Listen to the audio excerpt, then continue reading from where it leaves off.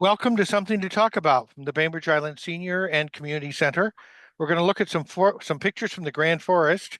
If you're watching this on YouTube, you can see that it or Zoom, you can see it's already up there. But we're going to look at some detailed pictures in just a minute with Paul Bryans. First, I want to thank Fieldstone Communities of Bainbridge Island for being a sponsor of Something to Talk About.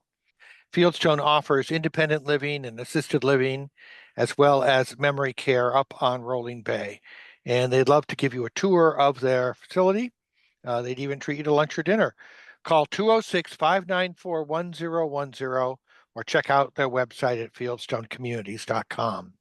Also, I'd like to acknowledge that we are meeting on the ancestral homeland of the people of the clear salt water, the Suquamish, who have lived on the Salish Sea since time immemorial. We honor them and are grateful for their stewardship. Thank you, Paul. You have a lovely exhibit. It's up in the atrium in the Paul Egas, Paul Egas, Pat Egas Gallery, the ledge there, and I invite people to come and see it in person. But I'm grateful for you taking the time to show us today the pictures and talk a little bit about them. Thank you for the opportunity. So this project is a little different than what I've often done in the past. For years, I was taking pictures of different plants to compile a sort of guide to the native plants of this area. And I have pretty much completed that as much as I want and have it up on Google Photos. And in that time, I was looking, what's representative? What would somebody look at and say, yes, that's definitely the plant that he says it is. But when I had enough of those, I began to want to take pretty pictures that would not necessarily be used for identifying plants. In fact, some of them are downright misleading. The idea was, what would make a nice picture?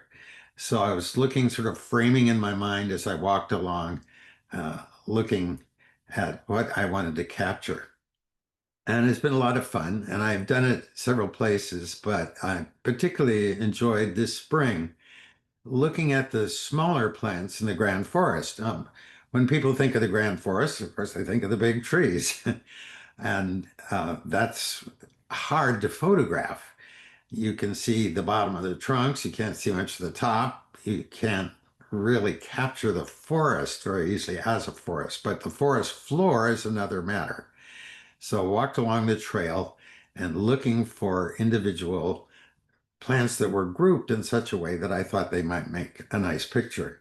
This is the only shot that is of the forest as such, and it's an unusual one in that it's got this big dead tree on the right, whose branches are drooping down, and their contrasting color made to me an interesting picture. So it's not one you would take to celebrate the Grand Forest as a greenery, but just a dramatic entry into the Grand Forest. Yeah, it's gorgeous, and I think that the pathway leads us into what we're going to see next. Exactly. So, um, some of what I wanted was Oregon grape. Oregon grape sometimes makes these red branches. And you can see here there's one small one that has a little orange and a little tinge of red, but then these two really bright ones. It's unusual to find more than one red branch that works together. And this was nice because the stem showed up and they give you some lines to travel along, and the two branches are just really vivid. This is one that people walk by all the time, don't even notice. It's called heel all. It's got many different names, but it used to be used for plant medicine. And it grows very close to the ground. You can find it in most gardens and just along the roadside and so on. But what I learned about it early on was you have to get close up if you really want to see what it's about. And it's difficult to capture a patch of it. And this was nice. It made a little triangle that's nicely composed. and everything came out pretty much in focus, so that made me happy. But I want to throw in here another shot, which is not in the exhibit, that shows what a Hilal blossom looks like from the top. Oh, And that's this has been gorgeous. hugely magnified. Yeah, they're really pretty flowers, but they're so tiny that they usually get overlooked. On this one, I was just walking along the trail and I saw this hedge nettle blossom, and it was just being spotlit by a shaft of sunlight coming through the shade. It was shady all around, and this little shaft of sunlight coming down. I thought, wow, that's really striking. And I wanted to include some of the ferns that surrounded it to kind of frame it. In fact, the top fern almost is an arrow pointing at it. It wasn't until I got home and started working with it, I noticed that the shadow had been cast on the leaf uh, underneath the hedge nettle. And I thought, wow, that is really something else. It really is. That's That that's a great picture there, Paul. Yeah, thank you. It's just luck. This is Herb Robert, Stinking Robert, has a lot of different names. It's an invasive species from Europe. It's all over the place, and the both parks and the land trust do what they can to pull it out. It's called Stinking Robert because when you grab it and if you don't have gloves on, your hands are going to stink. But it does make beautiful red leaves when it gets older. And so I was looking for a composition again, and this struck me as having lots of movement in it. And they make the leaves form kind of arrows that send your eye around within the image. And again, you've got the stems giving it some structure. I know that you do a lot of work with the land trust and maybe with weed warriors. So you probably had an obligation to pull this out as soon as you took the picture. Well, this is one that very few people seem to know about. Um, it's called a spotted coral root orchid, and it's the native orchid for Washington State. It's very small. Just, I don't, I would say it's well under a half inch for tall for the blossom. Um, and I knew where I had seen them growing before, and I kept like, my eye out, and I found two patches this year. It was the first time, and more stems than ever. I went back several times trying to photograph it, getting up close enough. And all these pictures are taken with my iPhone, by the way. And iPhone is not very good about taking details of little tiny flowers. It often wants to focus on the background. But I finally got it to take this picture, and I showed it at the club one night, and people liked it, but they said, boy, it's really distracting in the background. So when I got home, I selected the blossoms and the stem and then darkened everything in the background so this could stand out so you can see it. And you can really understand why it's called a spotted coral root because you can see the spots there. And it's just a marvelous plant. And there are just a couple of places that I know of that I've seen them here on the island. Yeah, just like your first close up, this brings to attention something that we probably just would pass by and not know is right by us. Yeah.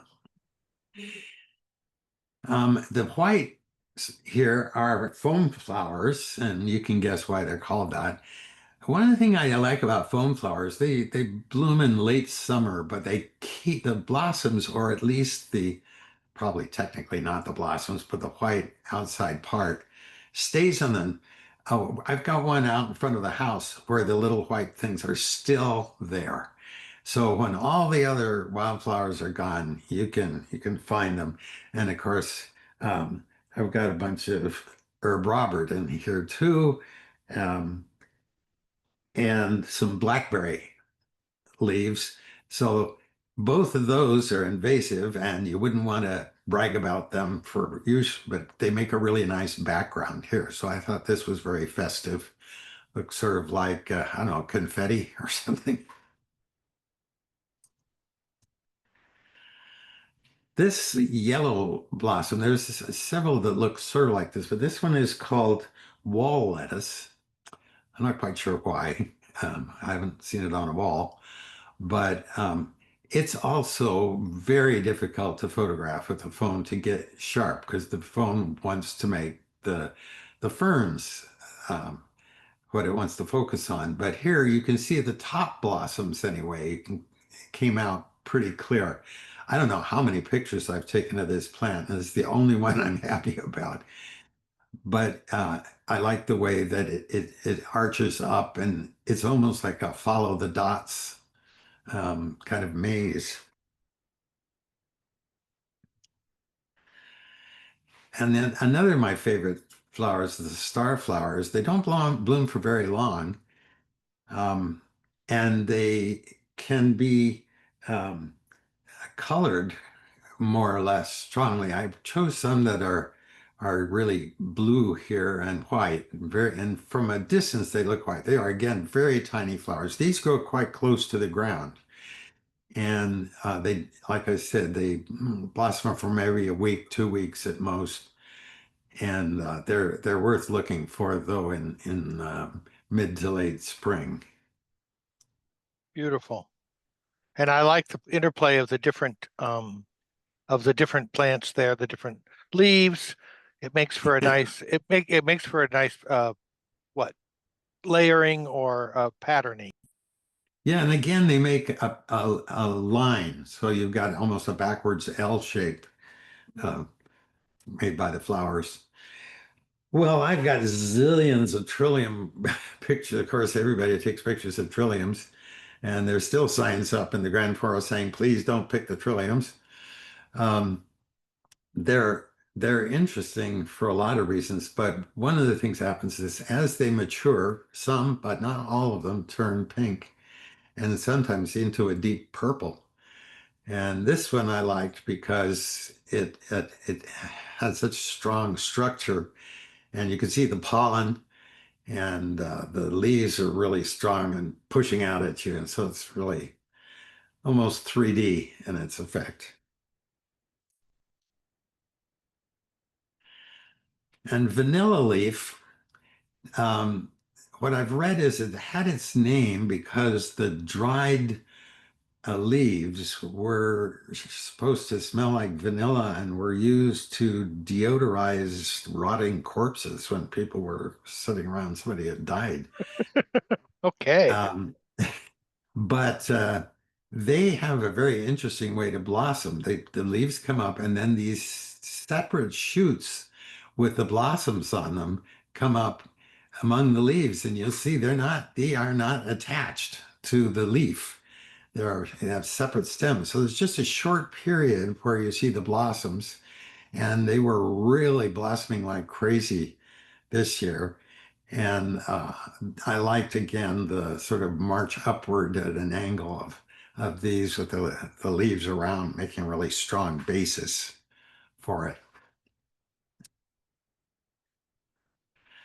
And this is another tiny little one. It's called pink purslane. And this one, actually, this is the one that turns pink. So if you look at the blossoms closely, you'll see there's a tiny little stripe of pink, and it's more prominent in some than others. And on the same plant, you'll see some look, you could swear, unless you almost have a magnifying glass, you wouldn't see the pink. And in others, they look almost entirely pink. And I don't know what makes that difference, but it's entertaining. And this batch had just grown up right through the ferns. And this is the kind of thing you would never use for plant ID because it looks like the ferns are blossoming. But again, it's got a sort of a big triangle shape that was satisfactory that goes along with the triangular shape of the ferns.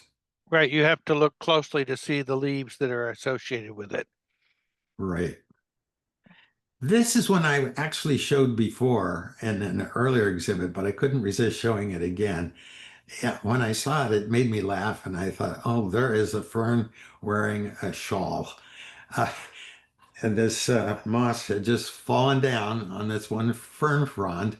And so I was imagining it as a wealthy lady with her elaborate shawl on.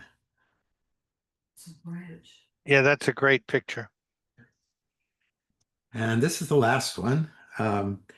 Bleeding heart. Everybody knows the bleeding hearts, and they do grow quite prolifically. One of the things that is nice about the Grand Forest, if you want to see bleeding hearts, the biggest congregation of them is right at the entrance, just right off the parking lot. You don't have to walk very far before you see a lot of bleeding hearts, and they last for quite a long time. Um, this is the wild bleeding hearts. Cultivated ones are darker in color, and these don't look like they're bleeding. They're pink, but they're hard to photograph to get an interesting composition. It's pretty much just the same pattern. And so I like this one up against this mossy trunk because it gave it a background. The spider web up at upper left, I'm not sure whether I love that or not, but I left it in. It makes kind of a ceiling indicator, I guess. So that's it. Yes, and I like the contrast of the textures again there. In fact, I think that's one of the things about these uh, photos, in addition to just looking at things that you might overlook, getting a close-up look at these structure of these plants, is the idea of the tapestry of the forest floor. Yeah. So thank you for letting me share these. Oh, you're very welcome. Yeah. Thanks, Paul. Now, you took most of these in the spring, you said? Or Yeah, 'cause- these were all done in mid to late spring. okay, because one of the first ones with the red, I thought maybe that was just something that changes with the season, but obviously it was Oh, early in that. the season. Yeah, that Oregon grape. Oh, the Yeah, the Oregon grape. grape. Yeah, yeah, That might have been early spring. yeah. A Anyway, leftover nice. maybe. Anyway, yes, it was nice to see the variety there. And all this month they're up at the Senior and Community Center in the hallway. So you can come and take a close-up look yourself for most of these. Mm, Not all, right? You added one photo. mm. Right. Okay, thank you very much. I appreciate you dropping by, and I appreciate the um, engagement of the photo club, sharing your photos with not only each other, but with the wider community. It's a gift for all of us.